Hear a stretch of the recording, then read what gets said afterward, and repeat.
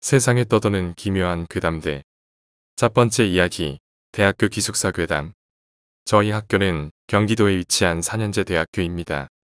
집은 서울이지만 학교는 경기도에 있어서 기숙사에 들어갔습니다. 대부분 서울에 사는 학생들이 많아 기숙사는 금방 채워졌습니다. 빈 방도 거의 없었고 입구 쪽 방은 전부 찼습니다. 당시에는 나이도 많아 어떻게 적응하나 했습니다. 관리계장님께 부탁드려서 방을 배정받았는데 1층 구석방이었습니다. 복도 끝인데다 창을 열면 몇 년째 농작을 하지 않는 마른 논이 보였습니다.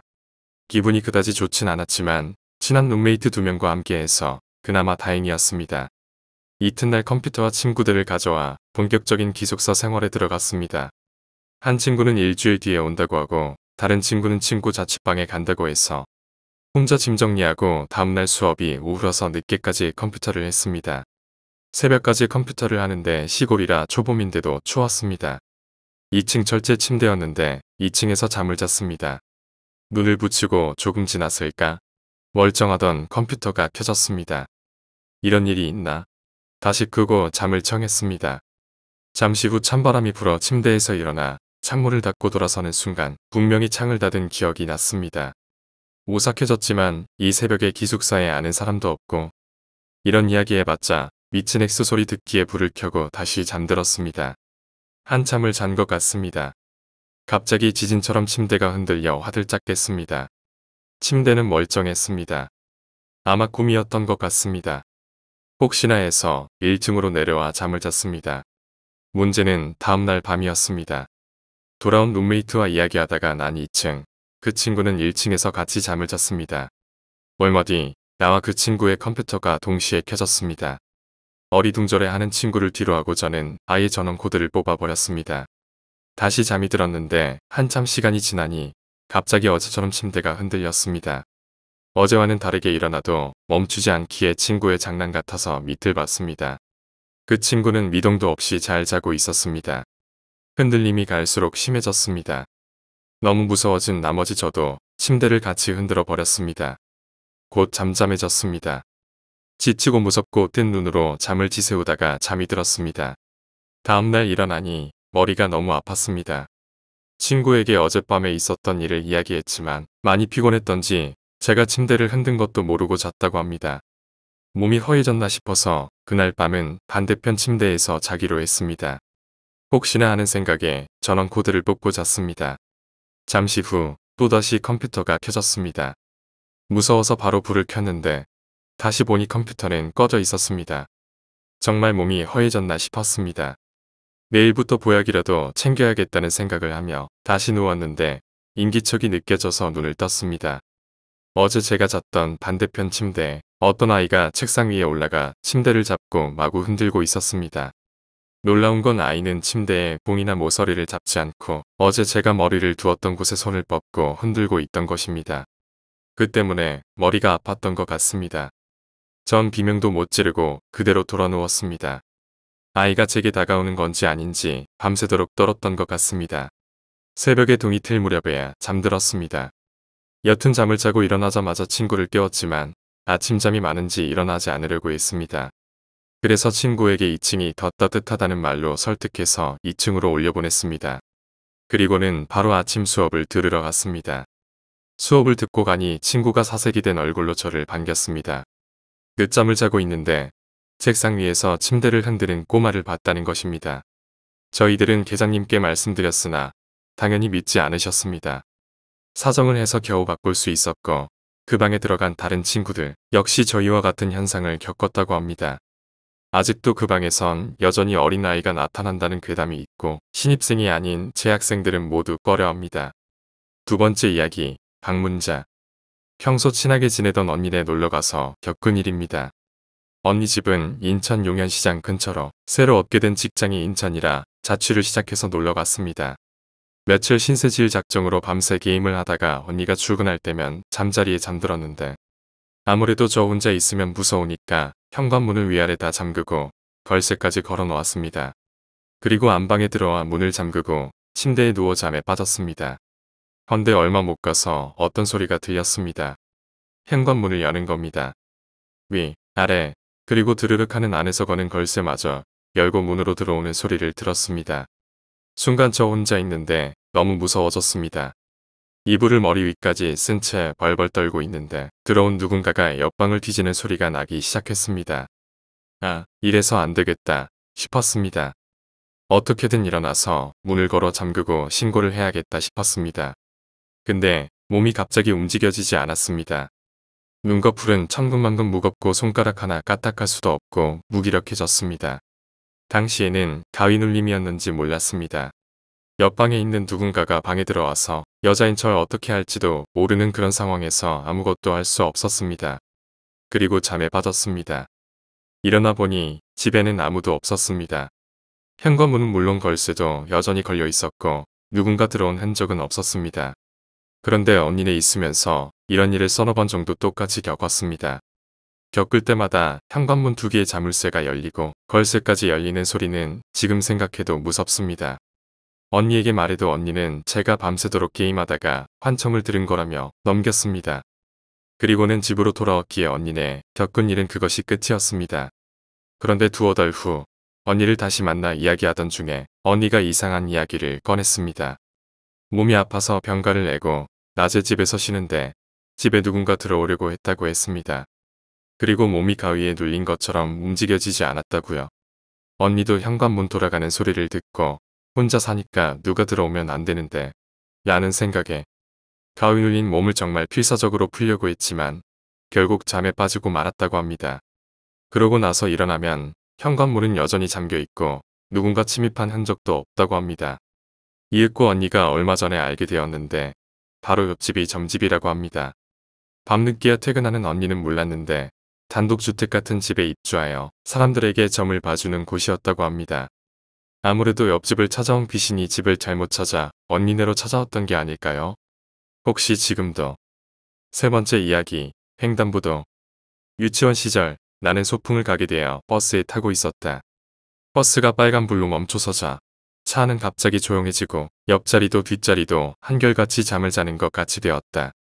빨간불은 시간이 지나도 파란불로 바뀌지 않았고 차 안은 정적에 휩싸여 있었다.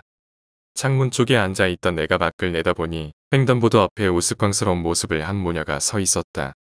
파란불인데도 건너지 않는 모녀가 머리에는 두건을 쓰고 있는데 어딘지 모르게 캐캐 묵은 느낌이 든다. 고개를 숙인 채여서 얼굴은 두건에 가려 잘 보이지 않지만 빨갛게 물들어 있는 것처럼 보였다. 어머니와 딸은 손을 맞잡고 쭉 거기에 서 있었다. 갑자기 차 안의 소리가 되돌아왔다. 떠들어대는 목소리, 버스 엔진 소리. 교차로를 지날 때 한 번 더 뒤돌아봤지만 모녀의 모습은 더 이상 보이지 않았다. 그로부터 몇 년쯤 지난 뒤였을 것이다. 초등학생이 된 나는 사회 시간에 그 일을 선명하게 다시 떠올리게 됐다. 수업의 내용은 전쟁에 관련된 것이었다. 선생님이 준비한 자료는 흑백이었지만 그날 내가 본 모녀와 같은 반공 두건을 쓴 채 몸빼바지를 입고 있는 모습을 한 사람이 많이 찍혀 있었다. 그때에서야 처음으로 나는 온몸에 오한이 도는 것을 느꼈다. 어린 내가 그 광경을 보고도 이상하게 생각하지 않은 것은 공포를 느끼지 않았던 것은 전쟁을 몰랐던 탓일까? 내가 사는 도시의 비교적 큰 거리에는 전쟁 도중 공습을 많이 받아 완전히 불타 들판이 되었던 장소도 적지 않다고 들었다. 나는 그 이후에도 여러 가지 영적 현상이라 할 만한 것을 우연히 겪었지만 그다지 믿고 있지는 않다. 자신의 기억이 마음대로 이미지를 바꿔서 생각하는 것으로 치부하곤 했지만 아무리 그렇다고 해도 이 사건만은 나조차도 부정할 수 없는 기이한 체험이었다. 네 번째 이야기, 매니큐어. 대학교 2학년 때 자취를 했었습니다. 같은 과 동기와 함께 살았는데 서로 잘 통했던 터라 자취하면서도 아무런 문제 없이 지냈었습니다. 그날은 학교를 가지 않고 자취방에서 계속 늦잠을 잤습니다. 제가 자니 친구 역시 학교에 가지 않고 잠을 자게 되었습니다. 그런데 한참 자고 있었는데 인기척이 느껴졌습니다. 친구 녀석이 먼저 일어나서 학교 가려나 보다 싶어 눈을 뜨니 친구가 저를 보고 서 있었습니다. 저를 계속 보곤 희죽거리며 웃고 있었습니다. 실성한 사람처럼 웃고 있어서 소름 끼쳤습니다. 제가 뭐가 좋아서 계속 웃냐고 물으려는데 가위에 눌린 것처럼 몸이 움직여지지 않았습니다. 그런데 정말 소름 끼쳤던 건 친구가 절 쳐다보면서 웃고 있는데 친구의 등 뒤로 손이 조금씩 올라왔습니다. 손은 어깨 위로 올라와 급기야 목 언저리까지 올라왔습니다. 저는 너무나도 당황스럽고 무서워서 아무 말도 못했습니다. 그저 바로 볼 수밖에 없었습니다. 검지 손가락에는 노란 매니큐어가 칠해져 있었습니다. 어두운 방 안에서 어떻게 그 노란색만 잘 보였는지 모르겠습니다. 이윽고 친구 어깨 뒤로 사람 머리가 올라오기 시작했습니다. 머리가 긴 걸로 보아 여자인 것 같았습니다. 그 여자 얼굴은 친구 머리에 가려서 잘 보이지 않았지만 그 여자 역시 절 바라보며 눈을 깜빡이고 있었습니다. 그리고는 웃고 있었습니다. 마치 저를 비아냥거리듯이 둘이서 저를 보고 희죽거리면서 웃고 있었습니다. 그리고는 친구 어깨에 목만 있는 여자가 말했습니다. 오빠, 이 사람이 그 친구야? 친구는 대답도 없이 계속 웃기만 하고 있습니다. 저는 비명을 지르며 일어섰습니다. 순간 제 앞에 서 있던 친구는 사라졌습니다. 친구는 제 옆에 곤히 자고 있었습니다. 황당하기도 하고 화가 나기도 해서 따귀를 세게 때렸습니다. 친구는 왜 때리냐고 했지만 오히려 왜 자는데 실실 웃냐고 제가 반문했습니다. 하지만 친구는 무슨 소리냐며 괜히 자는 사람 때렸다고 화를 냈습니다. 진정하기 위해 담배를 한 대 핀 후 제가 겪은 일을 말했습니다. 그러자 제 친구는 담배를 필터 부분까지 피우더니 혹시 그 여자가 어떻게 생겼었냐고 물어봤습니다. 친구는 긴장한 모양인지 다리를 떨기 시작했습니다. 저는 봤던 그대로 내 어깨 뒤로 여자 머리와 손이 있었다고 말하는데 그 순간 친구는 손에 있던 담배를 툭 떨어뜨리며 말했습니다. 혹시 노란색 매니큐어? 라고 친구가 말했습니다. 친구는 다짜고짜 빨리 대답해보라고 저에게 계속 윽박지르는데 잘 기억나지 않는다는 핑계로 말하지 않았습니다. 친구는 말없이 담배를 한 대 더 피우고 나서 이야기를 시작했습니다. 자기 동네에서 만나서 사귀게 된 여자친구가 있었는데 대학교로 오면서 헤어지게 되었는데 헤어지면서 정말 좋지 않게 헤어졌다고 합니다. 그 여자 자살이라도 한 거야? 친구는 고개를 땅바닥에 내리깔면서 하는 말했습니다. 자살만 했으면 상관이 없지. 어떤 일이 있었냐고 물었지만 대답하지 않았습니다. 너무 미안하다는 말만 되풀이할 뿐이었습니다. 저는 더 이상 묻지 않았고 그 후에도 그 일을 언급하지 않았습니다.